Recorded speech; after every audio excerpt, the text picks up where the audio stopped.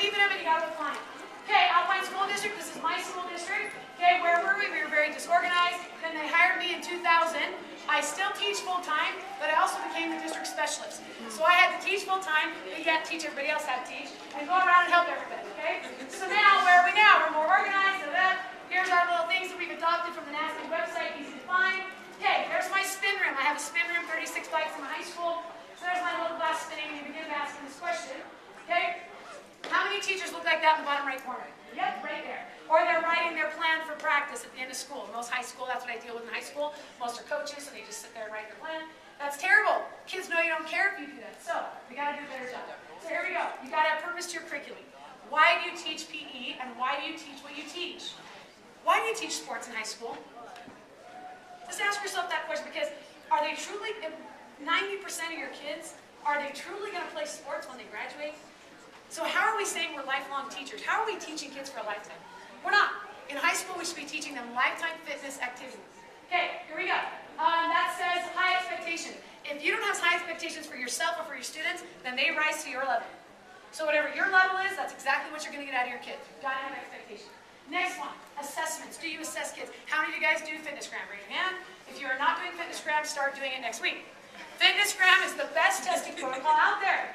It is awesome. And you know what? I get people ask me all the time, well, I grade my kids on FitnessGram. And people say, well, if you grade kids, don't parents get mad? Well, sure, come on in and complain. I had a parent come in and say, I can't believe you graded my kids on fitness. And I said, okay, I want you to walk down the hall, go to the English teacher, open the door and say, I can't believe you grade my kid on reading. I can't believe you grade my kid on writing papers. How dare you? It's the same thing. Why can't I grade on fitness when that is my entire curriculum? And if your child's not working outside of class, if your child's not doing his homework, well, no wonder he's out of shape. Okay? I can be kind of mean and bold. Reflective practices, right? Reflective practices, you gotta know. Okay, standards. Here we go, communication and teamwork. Here's a bunch of slides you can go to. What might your curriculum look like? So you see there's my rock wall, that's in our small gym. There's our spin room, there's our land paddling. I brought an example of the land paddles. They're right back there in the corner. If you want to try it out, I'll put them out by the sake table. Kelly, are you going to buy both? The Big Duke one, Kelly already bought the Big Duke one. The little one, they retail for about $250, but if you buy it, like if you go on their website and you say you came to my presentation, he will sell you the board and the stick for $150, which is absolutely amazing. That is like top of the line skateboards. You know, skateboards can run like $300 just for the board. So if you go on, I'll give you his card if you want. Land paddling, what's the weakest part of a girl's body?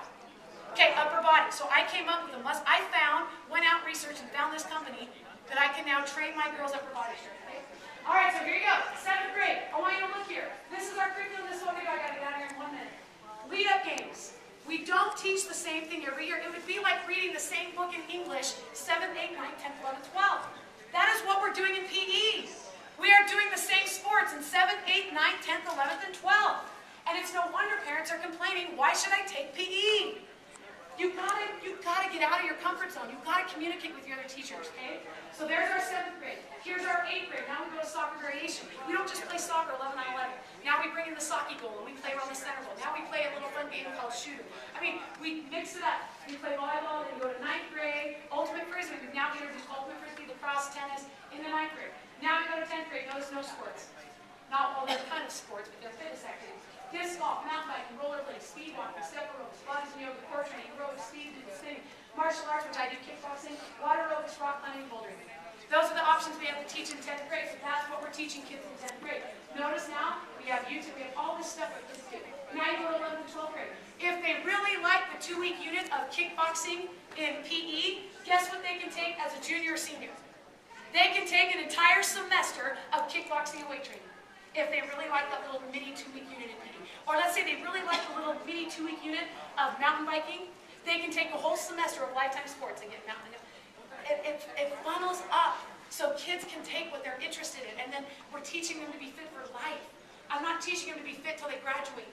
I'm not teaching PE because it's a requirement for them to graduate. I'm teaching PE because I want them to be fit for life. I want them to be active individuals. It means it's important to me. Okay, so we can make a difference. We're going to try to make a difference. I'm going to show you